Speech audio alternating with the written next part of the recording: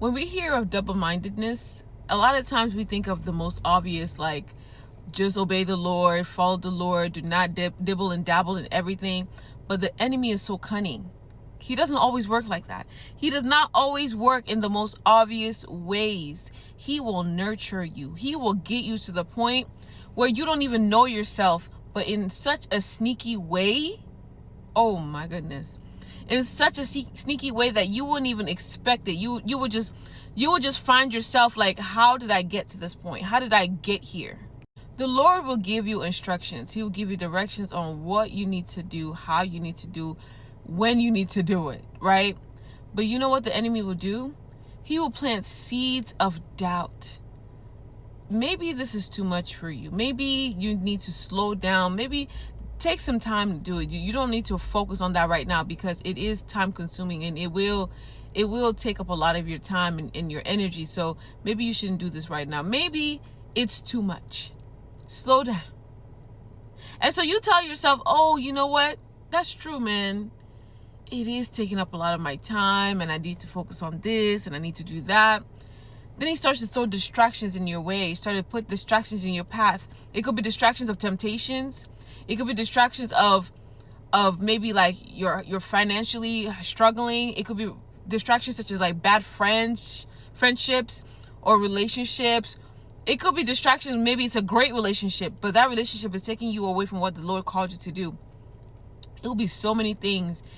And one of the things that for me was a distraction was that he knew that I wouldn't fall for those things. But you know what I was falling for? When the Lord called me to do something and the enemy will tell me, oh yeah, you did this thing, also do this thing as well. Like, add on to it. Like, it's similar to what the Lord called me to do.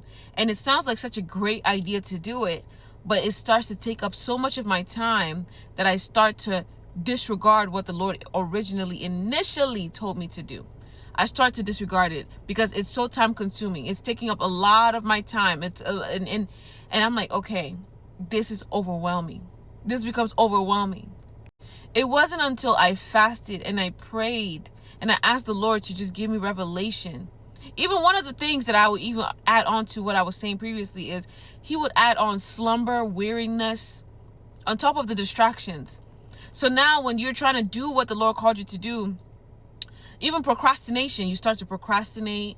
You start dragging your feet. Oh, I don't feel like doing this thing. It's overwhelming. It's time consuming. I don't really want to do it right now. Maybe I'll do it tomorrow. Maybe I'll do it an hour from now. Then you start scrolling through TikTok, distractions, start adding on. All of these things are meant for you to waste your time. Your time is being wasted. Okay? And so what happens is you end up not doing what the Lord called you to do. You end up like squandering that time because you're so focused on all the other things that the enemy threw in your mind that you start to take up. And instead of you to rebuke it, you start to soak up what the enemy has lied to you about. That's how the enemy gets you. That's how the enemy sneaks up on you. That's how the enemy gets you to be double-minded without you even knowing it. But in order for you to really get that discernment, get that understanding, because the enemy's tricks are always the same. It's always a pattern. Seek the Lord. Literally pray and fast. Hear from the Lord. Hear his instructions and hear his directions. Deliverance will come. Deliverance will come. But you have to seek his face. You have to pray every single day, and you need to get into his word.